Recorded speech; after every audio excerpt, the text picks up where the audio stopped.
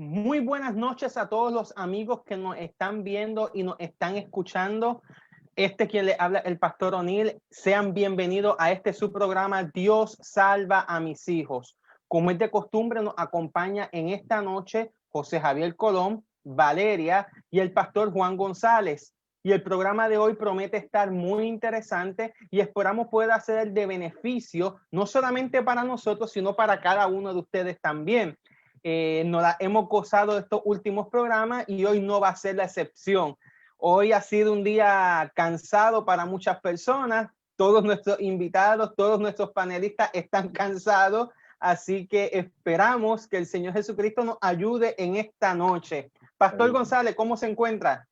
Muy bien, para mí es una alegría en esta noche compartir con cada uno de ustedes, como todos los viernes, pidiéndole al Dios Todopoderoso que sea Él quien nos dirija y que a través de esta programación muchos padres puedan experimentar el toque de aquel que quiere lo mejor para nosotros. Valeria, Dios te cuide, ¿cómo estás? Amén, bien, bien. Estamos cansados, pero estamos contentos porque vinimos a compartir la palabra de Dios de una manera distinta, dinámica, y espero que sea de bendición para todos. José, Dios te cuide, el más contento que está, pero eso me da a entender que es el más cansado que está. Muy bien, gracias al Señor. Pues la semana, el teletrabajo es una experiencia sin igual. Así mismo, yo creo que trabajar desde las casas cansa más que estar en el salón o estar en la calle, porque de verdad es más fuerte. O sea, no tienes hora de entrada y salida. Yo por lo menos, y es más es increíble, no, y es increíble. O sea, yo por ejemplo, los viernes, pues esa es mi fecha límite para entregar trabajo. Yo tengo unos grupos unos días, hoy es la fecha límite, los otros días son domingos. Pues me siguen mandando trabajo, y yo miro los mensajes, que es mi día de descanso. no lo puede. Va a tener que cambiar el día. No, yo, gracias a Dios que, ¿verdad? El sábado se convierte para mí en el ecualizador, donde bajo el estrés. Estoy descansando, de verdad. Compartir con ustedes es un descanso. Amén, amén. ¿Cómo te digo? Aportar a la comunidad es un descanso. Sí. Amén, amén. Amén. ¿Qué tal si empezamos nuestro programa con una oración? Valeria, ¿nos puedes tener la bendición en esta noche? Claro que sí, vamos a orar.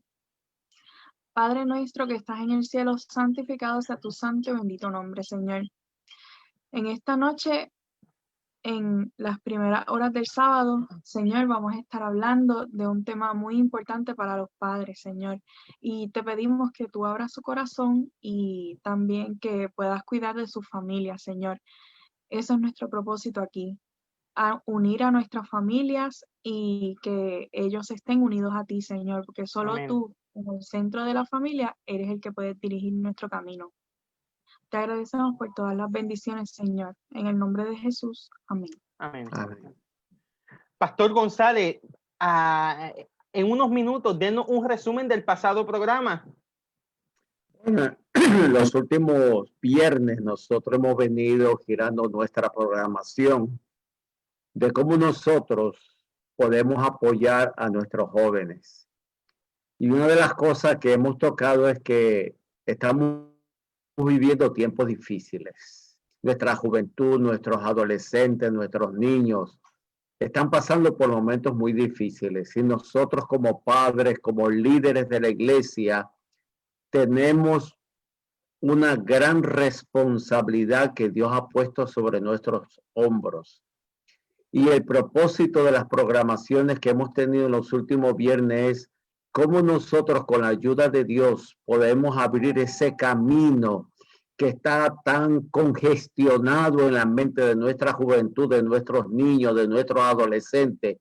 Cómo nosotros, en medio de todo este caos, en medio de todo esto que estamos pasando, nosotros podemos extender nuestros brazos de amor, de misericordia, de cuidado, de compasión y ante todo comprenderlos a ellos, que es nuestro deber.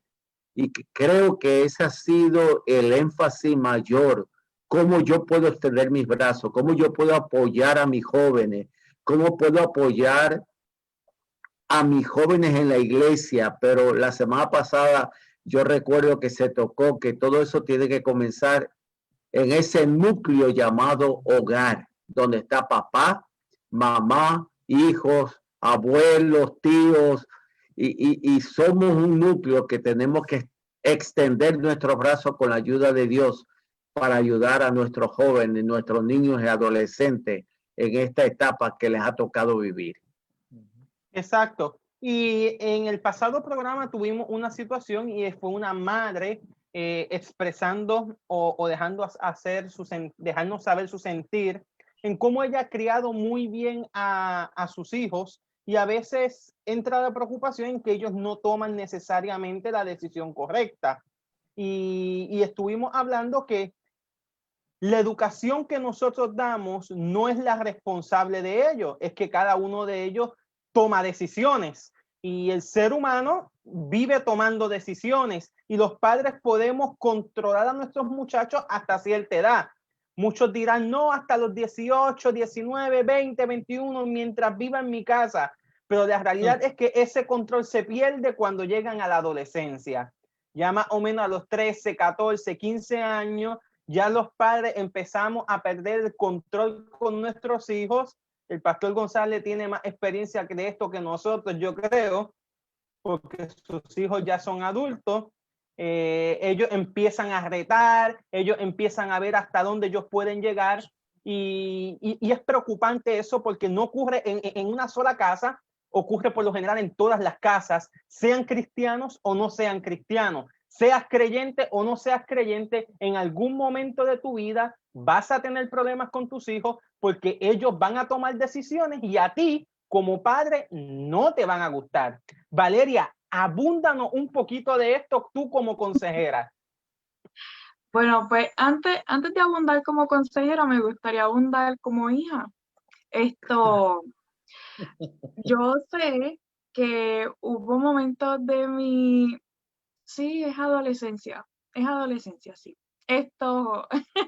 Cuando está esa etapa que uno sale de la escuela y va para la universidad y ya uno se cree, soy grande, ahora sí es que soy grande, ahora estoy independizada, ahora yo voy solita y yo misma busco mis notas, porque ya en la universidad mami no las busca. Pues uno toma ciertas decisiones que mami dice, Valeria, por ahí no camines, no vayas por ahí porque por ahí no es, por ahí te vas a ensuciar. Y ahí quiero volver un poquito a las personas, ¿verdad?, que estuvieron en programas anteriores donde yo he estado hablando. Yo hablé en un momento dado de la plasticina, comparándola con el cerebro. Entonces, nuestro cerebro es la plasticina, y si nosotros jugamos con la plasticina en la tierra, pues en la tierra se ensucia, es bien difícil limpiarla. Y si la jugamos con ella en una superficie lisa, pues no se ensucia tanto, quizás se ensucia un poquito, porque eso es normal. Y yo veo a mi mamá, como esa persona que está jugando con la plasticina, porque esa es la verdad. Las personas, nuestros padres son quienes moldean nuestra mente, moldean nuestros gustos, moldean todo, o sea, todo. Ellos están pendientes a que tú estés en los lugares correctos. Y como dijo el pastor O'Neill, nosotros llega un momento dado que nos queremos separar, queremos un poco de independencia. Y pues sí, mi mamá me dio mi espacio completamente y me dijo por dónde no caminar, por dónde no jugar con esa plasticina. Y yo muchas veces no hice caso, porque pues somos tercos cuando somos adolescentes, somos bien tercos.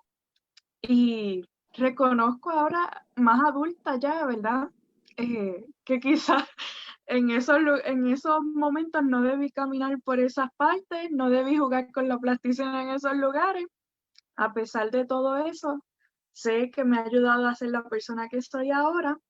Y, ¿verdad? Nuestros padres tienen un peso bien grande en las decisiones que nosotros tomamos y en el rumbo de vida que nosotros escogemos. ¿Qué puedo decir? Pero Los en papás pero te ajá. pregunto, en el proceso de la toma de decisiones, o sea, ¿cómo el papá podría enseñarle a un muchacho? Porque la jugada es que cuando jugamos con la plasticina, nosotros somos los que escogemos jugar con la plasticina como queremos, pero ¿cómo trabajamos para enseñarle a los hijos que las decisiones se toman de X o Y manera? Con nuestra, porque tenemos una cabeza para pensar, por lo tanto tenemos una cabeza para tomar decisiones. ¿Cómo yo a mi hijo, yo le enseño a tomar decisiones? Porque O'Neill tiene razón. Un día de esto se acabó el control. Yo estoy casi en el borderline. Yo tengo un hijo de 17 años. Ay. Pero no, yo la paso muy bien. Pero va a llegar un momento donde tiene que tomar sus decisiones y yo tengo que darle esa libertad para tomar esas decisiones. ¿Cómo yo le enseño eso? Pues muchas veces, ¿verdad? No siempre es la norma, no es lo que sucede todo el tiempo, pero la mayor parte de las veces nosotros aprendemos por medio del ejemplo. Y no sé si han visto, hay varios videos que ponen esto en perspectiva. Por ejemplo, si papá fuma, pues eventualmente hijo fuma. Ese tipo de ejemplo, ¿verdad? Mientras nosotros somos pequeños, nosotros nos damos cuenta de que cuando nuestros padres toman decisiones, nosotros vemos cómo ellos reaccionan a esa decisión que ellos tomaron. Cuando nosotros somos adolescentes, no reconocemos muy bien lo bueno de lo malo, porque estamos en ese proceso de experimentar qué es lo bueno y lo malo, a pesar de que no los digan. Porque yo lo más que repetía era, mami, déjame yo misma tener mi experiencia, porque tu vida es diferente a la mía, por decirlo así, ¿verdad? Pero básicamente es como cuando uno llega a ese momento que realmente pues todos lo tenemos y muchos padres lo pueden estar pasando con sus hijos, es ese momento en el que quieren ser independientes. Y yo nunca me sentí tan independiente hasta el momento en que me casé, porque ahí fue que de verdad yo estuve independiente, porque ese fue el momento que yo estaba pagando la luz, el agua, el carro, o sea, todo. Pero ¿qué que llega el sucede? momento. Pero ¿qué sucede cuando tú crías a tus hijos bien, que le has dado el ejemplo correcto, pero ellos no quieren seguir ese ejemplo? Pastor González.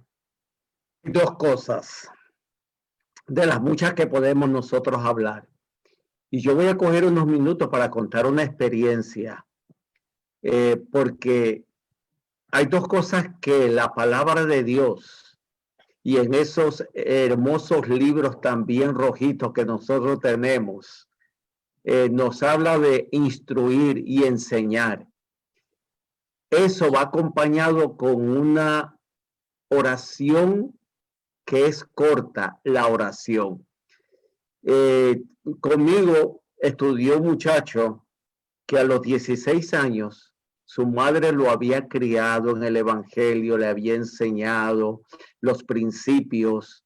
Y para aquella madre, si nos está escuchando en esta noche, yo quiero que de las muchas historias que este servidor ha tenido, tanto en las cárceles como pastor también, ese muchacho a los 16 años se fue.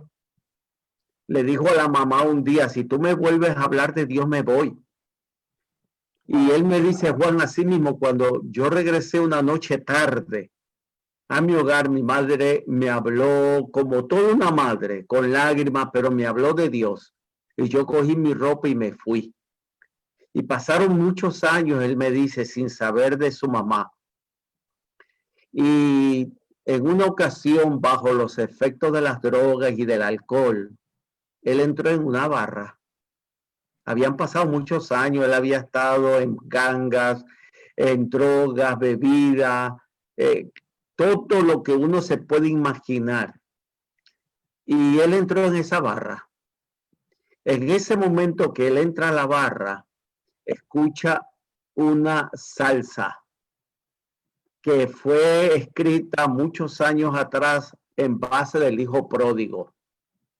Y en esa barra, bajo los efectos del alcohol y bajo los efectos de la droga, esa salsa, esa música lo hizo recordar los años que él había estado con su mamá en la iglesia, y él me dice en el departamento de niños, los conquistadores, y él comenzó a recordar todos esos años, y así tambaleando se fue atrás de la barra, cayó de rodillas y le dijo: Dios, si tú existes realmente, cambia mi vida.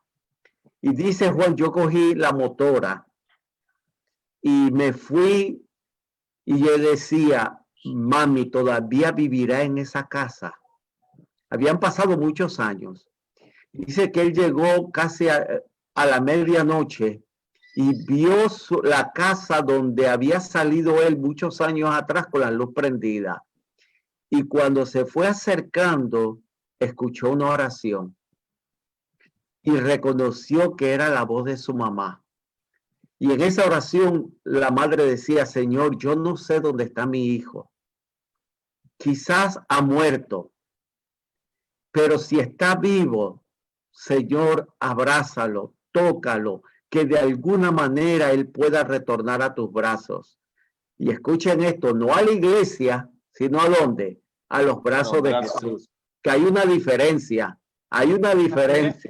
porque a veces nosotros oramos que nuestros hijos vuelvan a la iglesia. No, que vuelvan a los brazos de Jesús. Amén. Y dice él que en ese momento le dijo, la madre decía, pero si murió, si ha muerto, Señor, que antes de él dar su último suspiro, él haya tenido un encuentro una vez más contigo. Y dice que eso lo hizo llorar a él, y cuando esa mujer terminó la oración, él tocó la puerta. Imagínense ustedes ese cuadro. Ahora ese muchacho es un pastor de mucho éxito donde él está trabajando. ¿Por qué les cuento esto? Porque especialmente esa madre que está preocupada. Nosotros tenemos tantas promesas bíblicas donde el Señor dice claramente que esas oraciones de los padres en algún momento llegarán y Dios se encargará, porque mis hijos le pertenecen a Dios. Amén. Y aunque estén lejos y aunque hayan caído en el abismo del pecado, lo más profundo, dejémoselo a Dios. Dios obrará como solamente lo sabe hacer. Ahora, yo como padre, tú como padre, yo como abuelo, tú como abuelo, los que me están escuchando, sigamos orando y dejemos el resto en las manos del Señor. Así mismito es lo único que nos queda. Y yo siempre doy el ejemplo de el joven rico, de el hijo pródigo y de Jacob. Cuando vamos a estas dos historias nos damos cuenta que estos hijos cometen un error. Toman una decisión contraria a la que aprendieron en sus hogares, Valeria, que fue una excelente.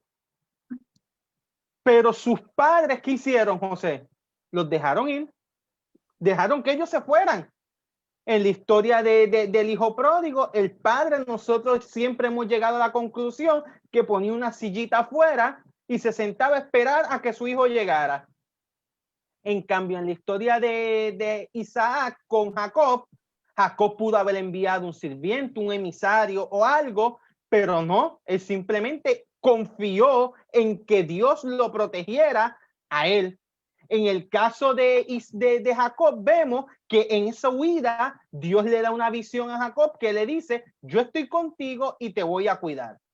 En aquella escalera que subía y bajaba. En el caso del hijo pródigo, en un momento dado, él entra en sí, porque no fue una visión, él entra en sí y dice: espérate, si en la casa de mi padre yo estaba mucho mejor, allá la cosa es mucho mejor que acá. Después que él descubrió mundo, después que él vivió la vida loca, como dice la canción de Ricky Martin, él vino a entender que realmente si él quería ser feliz, era en la casa de su padre.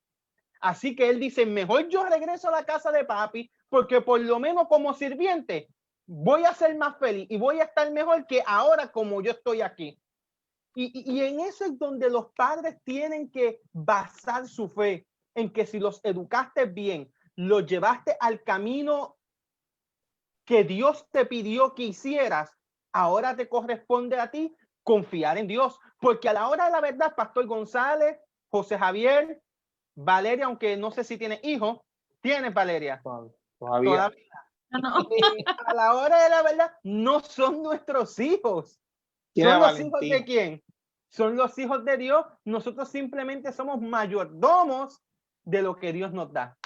Y antes que José y Valeria hablen, ¿qué tú me dices del caso de Sansón? El padre También se dio inclusive algunas cosas, sabiendo que la decisión que Sansón había tomado no era la más correcta.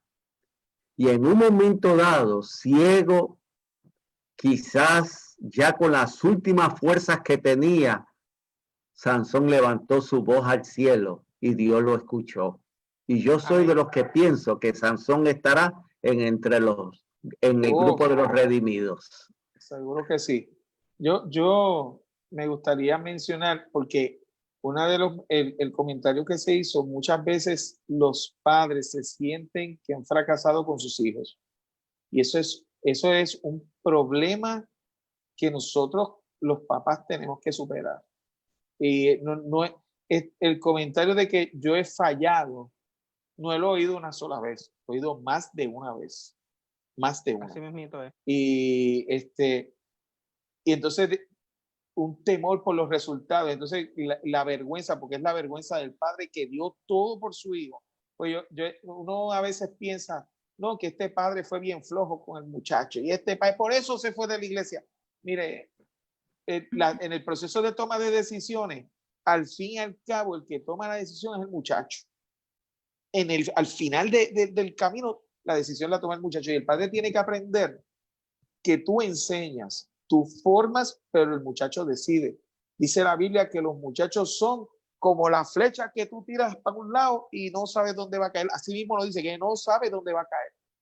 Entonces, ¿qué pasa? Mira, vamos a coger un caso de un hijo fracasado, de la Biblia, fracasado, que no hay break, que tú dices, este muchacho, esto no hay quien lo arregle. Y el caso de Manny, de Manasés. Ese muchacho, ese muchacho no fue cualquier muchacho. Ese muchacho reinó 55 años en Jerusalén. 55 años. Y dice la palabra que hizo lo malo delante de los ojos de Dios. A eso voy.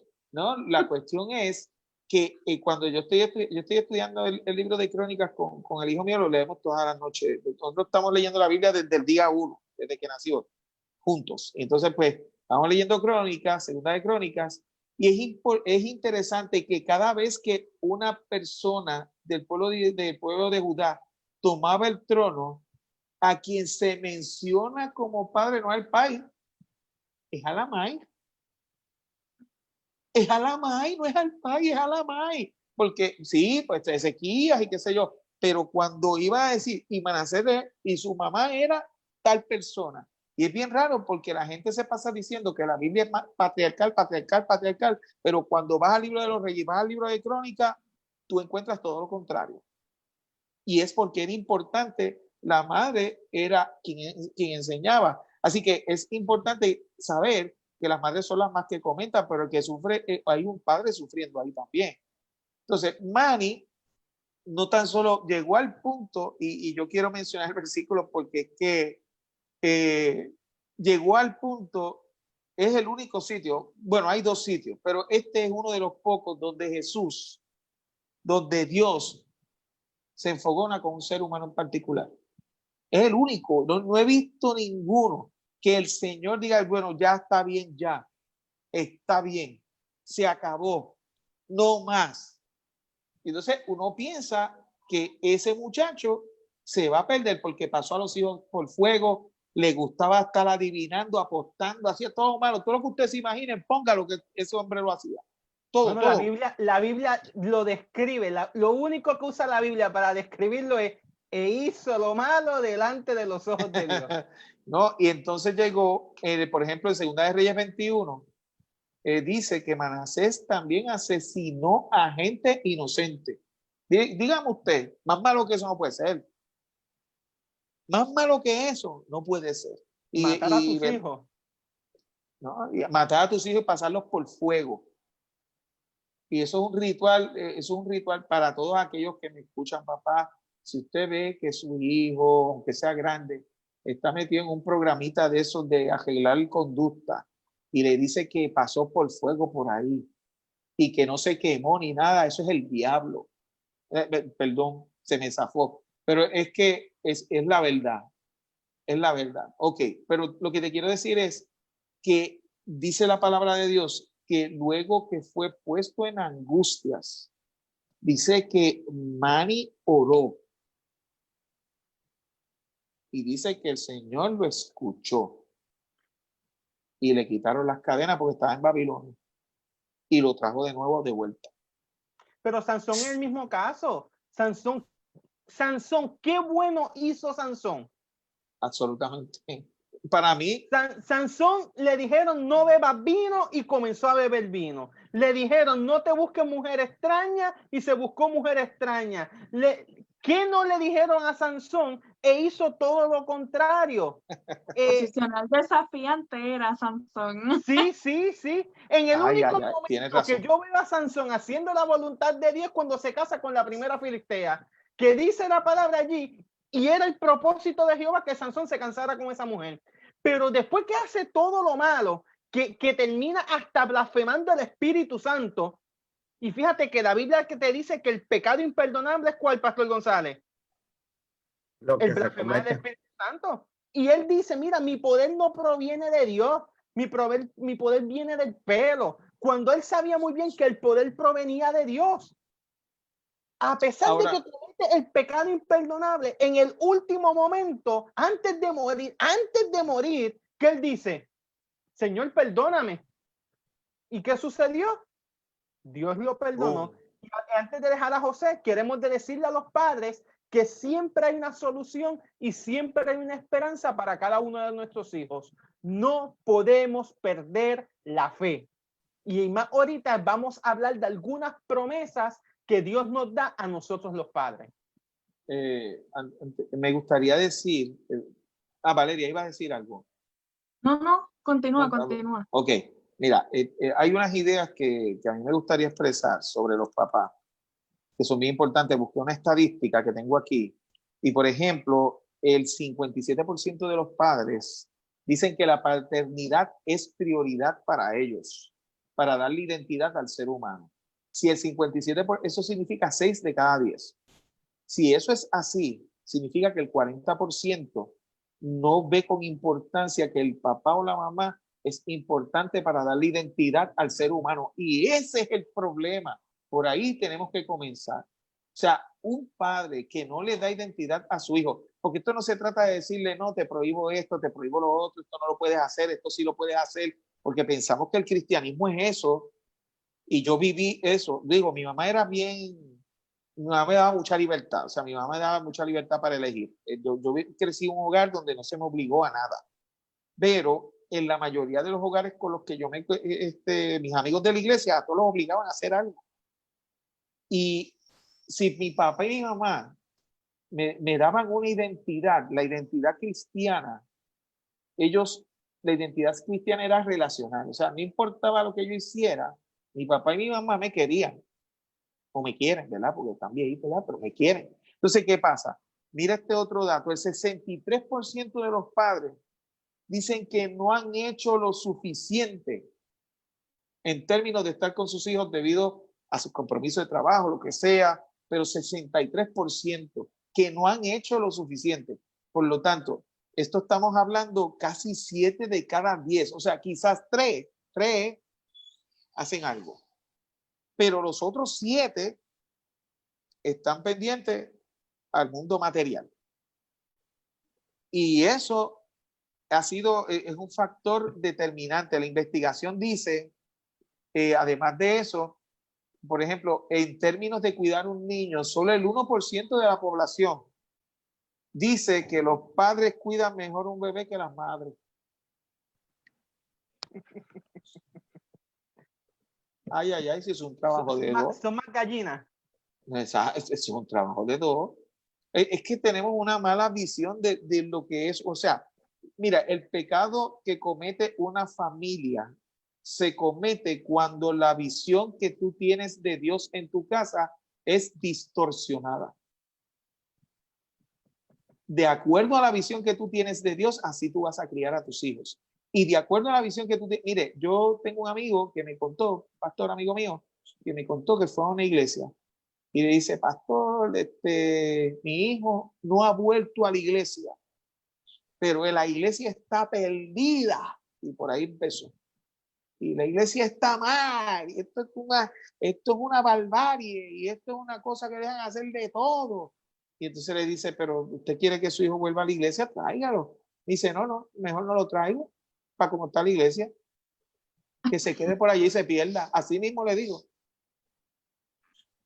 Y mi amigo bajó la cabeza y no pudo decirle nada. O sea, que todo depende de la visión que tenga el papá. Esta noche, probablemente hay muchas personas que me están viendo que tuvieron o tienen una manera de trabajar con sus hijos donde todo es obligado, donde todo tiene que ser bajo unas normas X o Y, bajo las normas de los 70 o los 80. Y eso no es así. Eso no es así. Son bajo las normas, como dijo el pastor Juan González, dijo, bajo las normas de la palabra de Dios. O sea, cuando vemos lo que le pasa a los reyes de Israel, en que casi todos hacían lo malo, excepto, voy a poner uno más, Josías, sácalo. Ezequías, casi bueno. Asa, creo que yo era el otro, si no me equivoco. O sea, unos pocos que hicieron una reforma, pero desde pequeños y pudieron trabajar. Y hay unos que fueron buenos desde pequeños y después se volvieron orgullosos. Pero ya ahí es la toma de decisión del muchacho. Y en eso es que estamos ahora mismito hablando, en la toma de decisiones del muchacho. En estos días hablaba yo con una persona que me decía, es que la edad correcta para tomar decisiones es a los 30 años. Tú ahí escoges el trabajo correcto, él me decía, ahí tú escoges el seguro correcto, la casa, y me hablaba de diferentes cosas. Y él me decía, y eso también aplica la vida espiritual. Y yo le digo a mi amigo, bueno, ahí yo difiero contigo.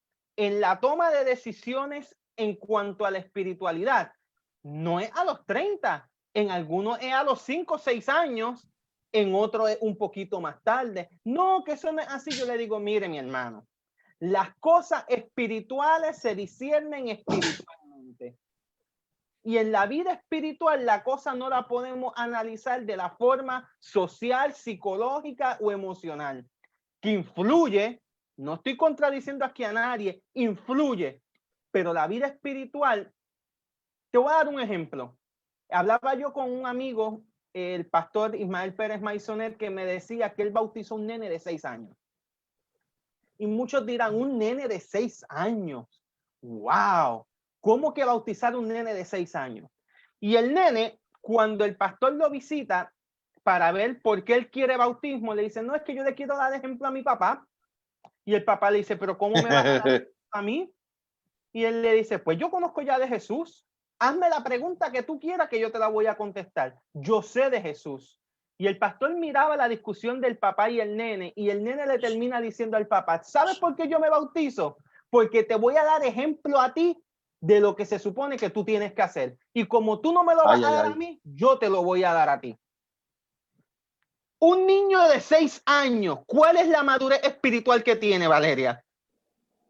Es que en eso bueno, es que tengo que añadir que tu amigo mencionó muchas cosas que se hacen a los 30 y la verdad es que cuando uno termina de desarrollar ciertas partes de nuestro crecimiento como tal en el mundo, ahí, cuando terminaste de desarrollar, y puedes terminar a los 60 y puedes terminar a los 15 y puedes terminar en diferentes edades, eso no es a los 30, eso lo tenía que añadir. Pero espiritualmente me gustaría añadir otra cosa más. Nosotros somos seres biopsicosocioespirituales. Biológicamente tenemos unas necesidades que tenemos que cumplir, tenemos que comer, tenemos que dormir. Psicológicamente tenemos que cuidar nuestra mente. Tenemos un bombardeo de negatividad dentro de nuestra vida actual. Y tengo que confesar que en esta semana han habido ciertas noticias que de verdad yo me he sentido completamente agobiada y llega el momento que yo digo, espérate, yo tengo que tomarme un break de las redes porque de verdad que las noticias esta semana no puedo bregar con ellas, necesito un break. Y nosotros tenemos que comunicarnos con otras personas, tenemos que tomar ese tiempo de hablar con nuestros familiares, hablar con nuestras amistades. Ahora estamos por medio virtual, pues ahora cambia un poco, pero eso no puede faltar. Y espiritual, a lo que quería llegar. Esta parte es esencial. Si nosotros tenemos alguna de esas cosas en un desequilibrio, nuestro ser está en desequilibrio. Porque como se menciona en la Biblia, nosotros somos el templo, nosotros nos tenemos que cuidar. Ajá.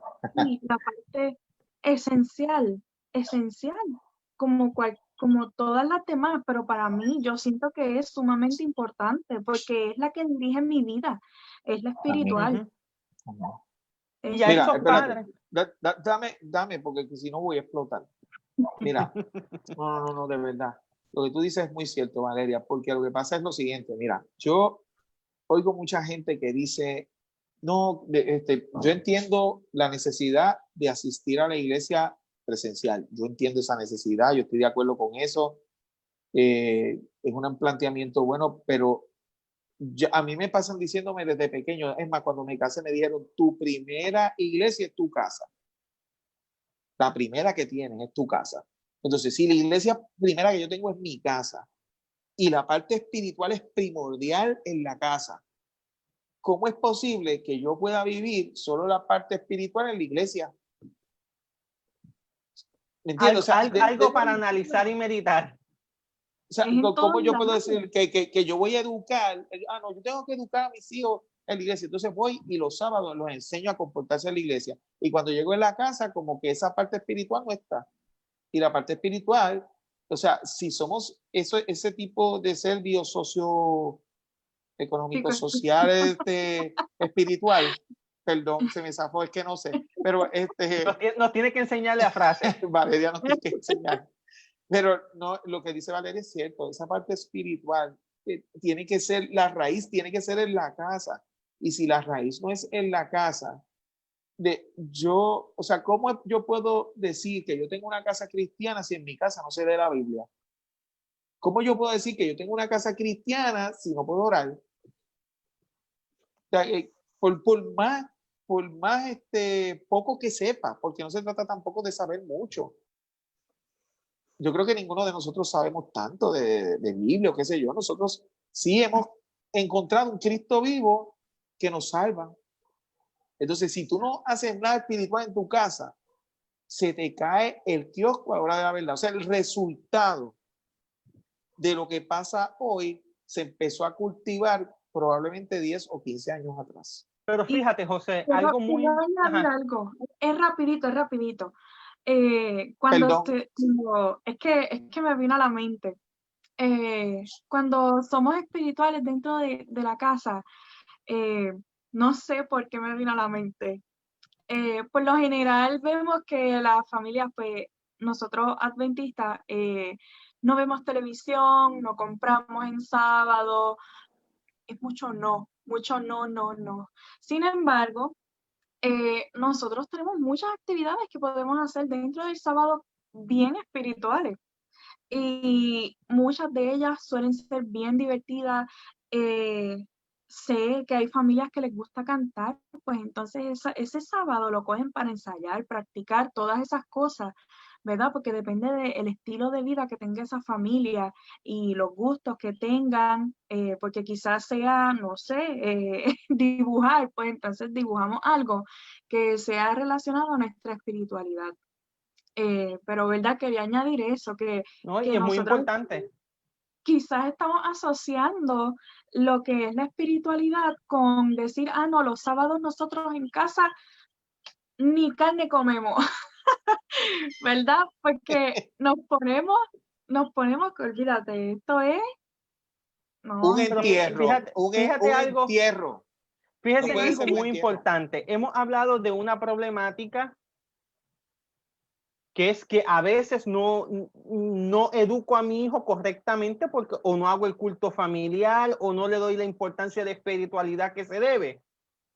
Y cuando uno es maestro de escuela privada, en el caso mío fui maestro de escuela cristiana, tú puedes ver cómo los padres te dicen, le das importancia a matemática, español, ciencia, pero la clase de religión, la clase de Biblia, eso no importa. Eso es una electiva más. No le dan esa importancia, pero a esos padres que han cometido esos errores, siempre hay una esperanza. Y nunca es tarde, Pastor González, para entregar nuestros hijos a Dios. Amén. Nunca es tarde. La gente piensa que dedicar nuestros hijos a Dios, eso ocurre solamente cuando ellos nacen. Pero si tú caíste en tiempo a los 60, 70 años, nunca es tarde para tú entregarle tus hijos a Dios y dedicárselo a Él. ¿O me equivoco, pastor? No, no. Yo siempre he mencionado lo que dice la palabra de Dios. Instruye, y aunque sea viejo, no se olvidará.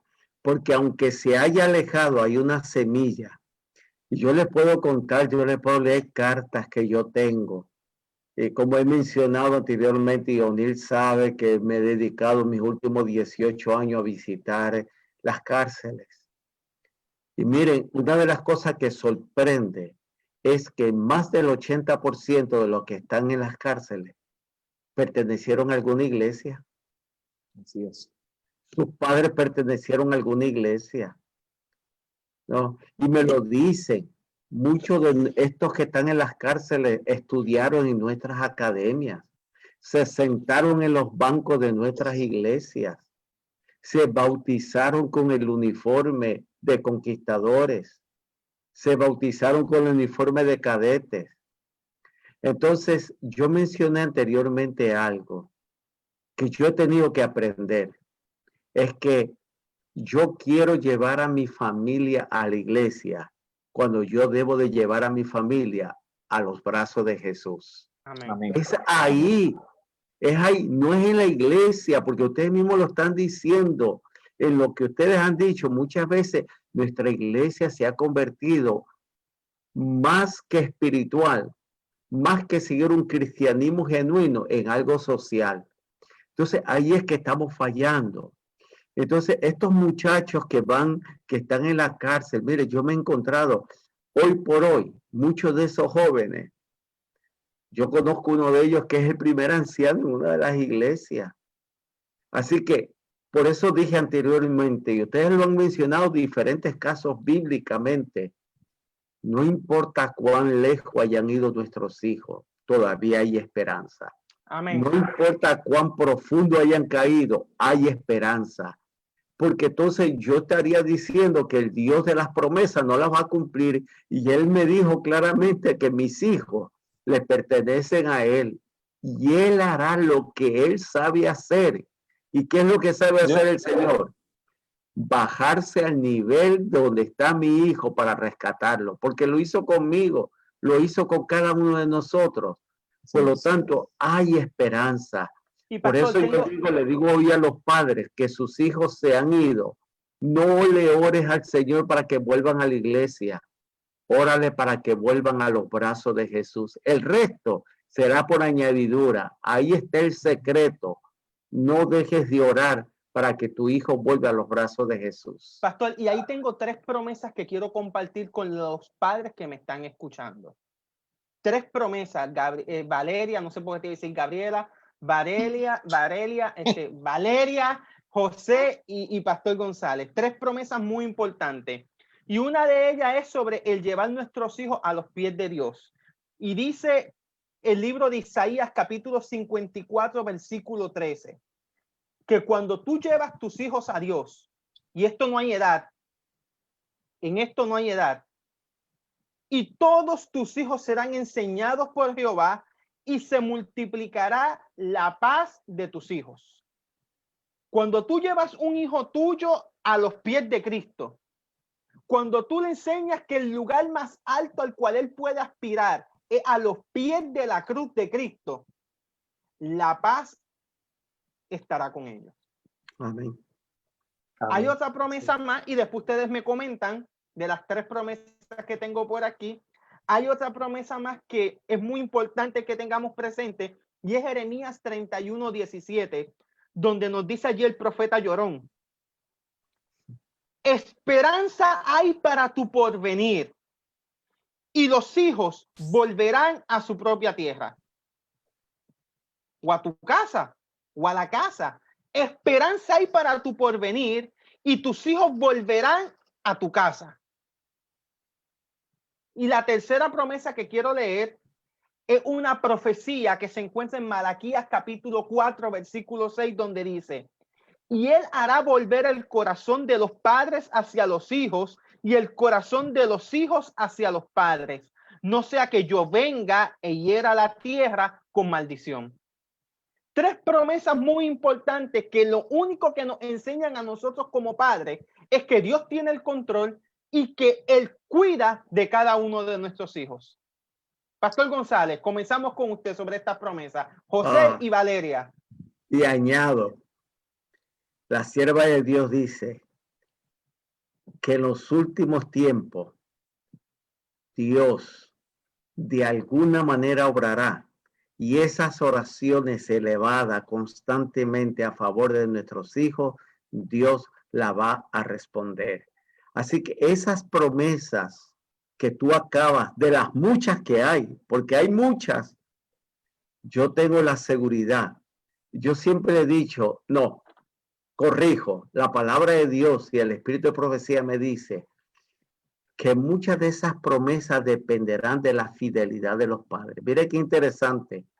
O de la fidelidad inclusive de los abuelos, porque hay abuelos que oran. Así que no podemos, como padres nos desesperamos, como abuelos nos desesperamos, ¿no? Y en algún momento decimos, Señor, es más, y termino porque yo quiero escuchar a José y a Valeria, porque esas voces tienen que ser escuchadas. Pero qué interesante que la sierva de Dios dice que muchos padres bajarán a la tumba sin ver las promesas cumplidas, pero en el cielo verán a sus hijos. Amén.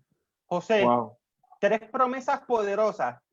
Yo lo primero que mide en las promesas, especialmente la de Malaquías, es el hecho de que se da en un contexto relacional entre padres e hijos.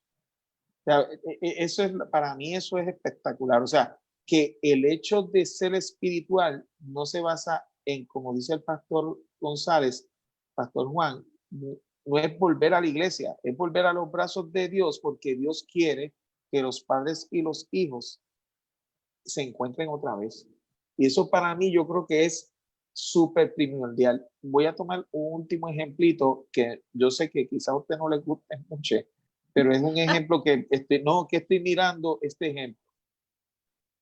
Pensamos, cada uno toma sus decisiones, pero Dios ama por encima de las decisiones que tomemos nosotros. O sea, Dios ama tanto y tanto y tanto que hasta los malos Dios los ama. Y a veces pensamos que porque nuestro hijo tomó tal mal camino, se perdió, ahí quedó y Dios no lo va a amar más. No, Dios ama por encima de nuestra conducta, pero Dios nos respeta tomando nuestras decisiones. Y el ejemplo básico es Caín.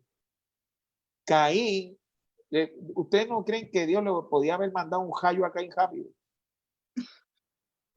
Él mató a Abel. ¿Ustedes, cuál es la paga del pecado? La paga del pecado es muerte. Pero no, Dios dijo, yo no voy a permitir que te maten.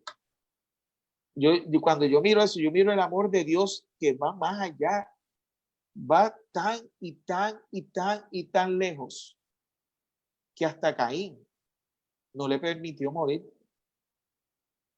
Que hasta con Caín trató de hacer el intento, porque uno ve, ¿verdad?, la parte de la Biblia donde dice que Caín ya se desapareció y ahí no sabemos más nada de él. Solo que fundó una ciudad por allá. Pero Dios lo intentó. Pero la decisión no puede ser de papá ni de mamá.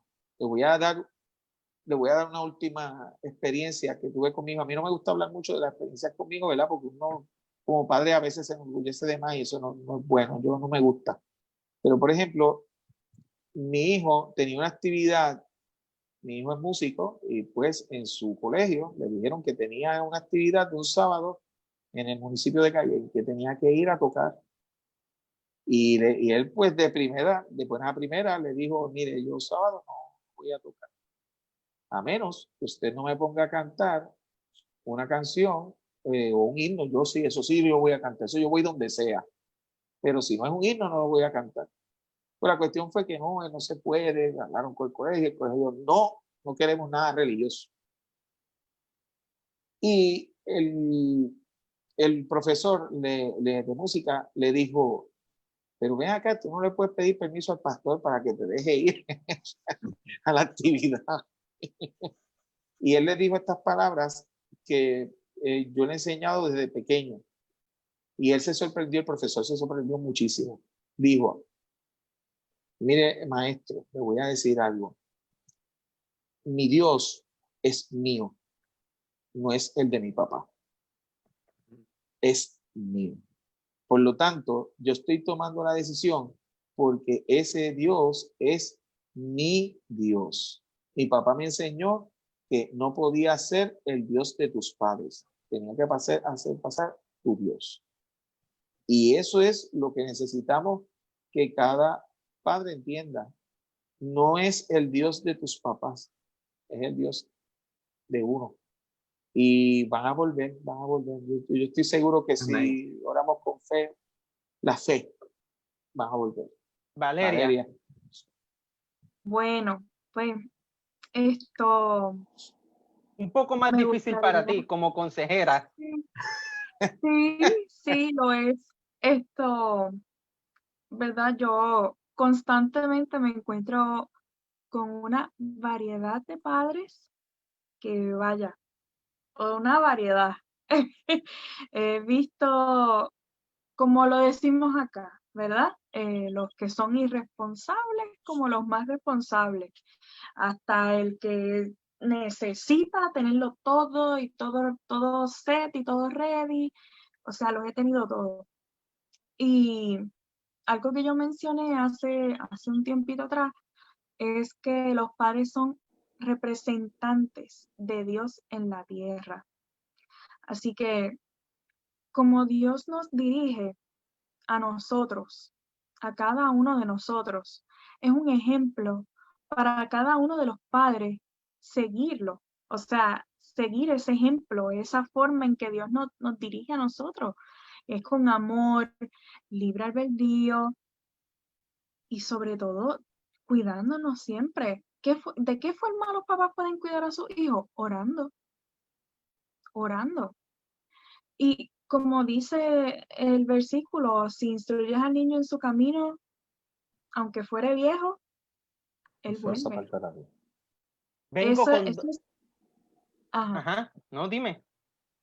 Que nada, eso es esencial reconocerlo, no conocerlo, porque muchos lo conocemos, pero reconocerlo en nuestra vida, reconocer estas palabras que Dios nos regaló. Dios nos regaló estas instrucciones, Dios nos las regaló. Todo esto es que primero tienen que empezar por uno, tiene que empezar de forma individual para entonces poder proyectarlo y moldear esa plasticina. Amén.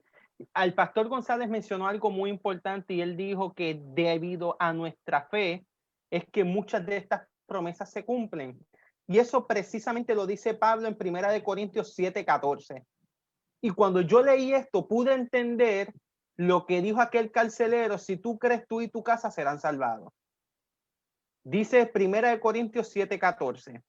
Porque el marido que es incrédulo es santificado en la mujer y la mujer incrédula en su marido.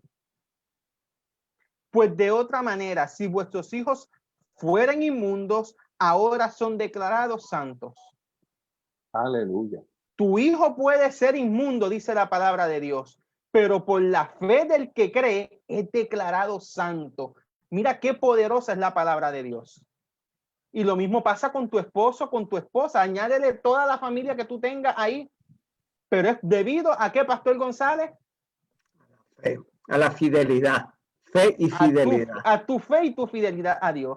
Pero me voy con este versículo rompecelebro. Sí. Este versículo es rompecelebro. Y nos quedan unos minutitos, como 5 minutos para las peticiones, y quiero un breve comentario de este versículo rompecelebro. Isaías 65, 1 y 2. Fui buscado por los que no preguntaban por mí. Fui buscado por los que no preguntaban por mí. ¿Cómo es eso posible? Fui hallado por los que no me buscaban. Dije a gente que no invocaba mi nombre, heme aquí, tendré misericordia de ti. Extendí mi mano todo el día a pueblo rebelde, el cual anda en sus propios caminos. Pastor González, dígame si no es un versículo rompecelebro. Oh, sí, ahí entra lo que nosotros hemos dicho. El amor de Dios, la misericordia de Dios va más allá de lo que yo puedo explicar, de lo que yo puedo quizás experimentar. Entra el amor de Dios, yo lo acepto por fe. Y a veces mi fe es bajita y le tengo que decir, Señor, aumenta mi fe, porque yo no comprendo la magnitud del amor y la misericordia de Dios. Cuando la sierva de Dios, la palabra de Dios dice que será un tema por la eternidad. Así que imagínense. Por lo tanto, me amparo en la promesa de que Dios me buscará y buscará a los que Él ama, entre ellos mi familia, mis hijos, mis nietos, mis bisnietos, todos los que ellos componen mi familia. Dios se encargará de buscarlos. Amén. José. Que mucho me falta. Ese es mi único comentario. Nos falta entender más el amor de Dios, porque cuando Dios presenta ese tipo de paradoja, ¿no? Donde aparentemente es contradictoria, pero se trata de mi actitud hacia Dios. El problema es mi actitud. La actitud de Dios no tiene ninguna. Mi actitud. ¿Cuántas veces yo no busco a Dios? Un montón de veces. ¿Cuántas veces yo no quiero ni siquiera ser hallado por Dios? Un montón de veces. Así es. Pero te sigue buscando. Exacto. Entonces, la decisión, solo lo único que Dios me pide es decisión, ya. Me falta mucho. Valeria. Me voy por la misma línea de José. Básicamente soy yo. Soy yo la que tiene que buscarlo. Soy yo la que tiene que estudiar su palabra. Soy yo la que tiene que instruirse a sí misma en su camino. Y soy yo la que tiene que pedir que Él esté presente en el top. Él es el primero en prioridad, en orden de prioridad. Él es el primero, en mi familia, en mi matrimonio, con todo el mundo, Él es el top. Si nosotros Valeria, no tenemos el top. Valeria, sí. Perdona, pero yo te pregunto, y tú tienes toda la razón. Y yo estoy contigo al 100%, pero hay casos como lo que hemos mencionado. El hijo pródigo no buscó a Dios. Dios fue y lo buscó donde él estaba. ¿Me entiendes? Por eso es que este versículo es tan difícil. Yo estoy contigo, no te estoy contradiciendo, pero hay casos y hay casos. Porque el hijo pródigo tocó fondo y ese fondo lo hizo volver en sí. ¿Quién lo hizo volver en sí? ¿Él solo? No, Dios mismo. Dios mismo. Ahí está el amor y la misericordia de Dios. Yo creo que José. lo que se refiere Valeria quizás es a que nosotros tenemos que asumir la responsabilidad por nuestros actos. Oh, Así sí. mismito. Y como el hijo pródigo lo hizo. Fíjate, yo esto Valeria lo veo. tiene toda la razón. Pero yo encajando con el versículo que rompe la cabeza, el que mencionó Neil, a veces Dios alcanza y busca, aunque yo no lo esté buscando. Y yo esto lo ilustro con uno. El pastor González sabe que yo esto lo uso mucho. Génesis 1 nos dice que la tierra estaba desordenada, vacía, las tinieblas gobernaban la tierra. En puertorriqueño o en boricua diríamos, allí había un revolú. El mundo estaba oscuro, pero dice que en medio de todo ese revolú, en medio de toda esa oscuridad, el Espíritu de Dios se movía sobre la faz de la tierra. Y tus hijos pueden estar en obscuridad, pueden tener su vida hecho un revolú. Y a ti, padre que me estás escuchando, quiero decirte, el Espíritu de Dios se está moviendo en Amén. la vida de tus hijos. Y eso Amén. es lo que este último texto te quiere decir a ti. No temas, porque si tu hijo no lo busca, Dios lo buscará. Si tu hijo no quiere escucharlo, Dios le hablará. Si tu hijo no quiere saber de Dios por ninguna forma, déjame decirte a ti algo, en una expresión bien boricua. Dios se le va a meter en la vida de tus hijos por ojo, boca y nariz. ¿O me Y equivoco? Odil, añado, si hay un padre o una madre, como ustedes lo han dicho, que se ha equivocado y reconoce que aunque ya el padre tenga 60 o 70 años, 80 o 90 y su hijo tenga 60, usted reconozca, póngaselo en las manos de Dios y deje que Dios sobre. Así mismito es. Queremos agradecerle a todos los amigos que nos escucharon en la noche de hoy. El programa, si seguimos, no terminamos porque las promesas son hermosas y tenemos muchas más. Yo tengo sobre 100 promesas para los padres y hoy solamente discutí 5. 5 nada más. 5 nada más, pero queremos orar por un grupo de personas que nos estuvieron reaccionando, viendo o pidiendo oración.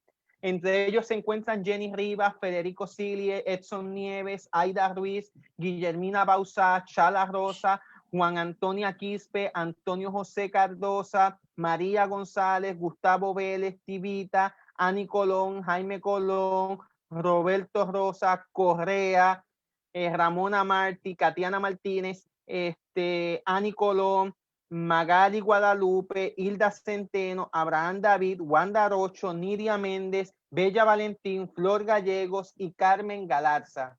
Si se nos quedó alguno, nos disculpan, pero luego de la transmisión nosotros seguimos anotando los nombres y seguimos orando. Esto que usted ve aquí es una libretita que yo tengo donde anoto todos los nombres desde la primera vez y oramos por todos.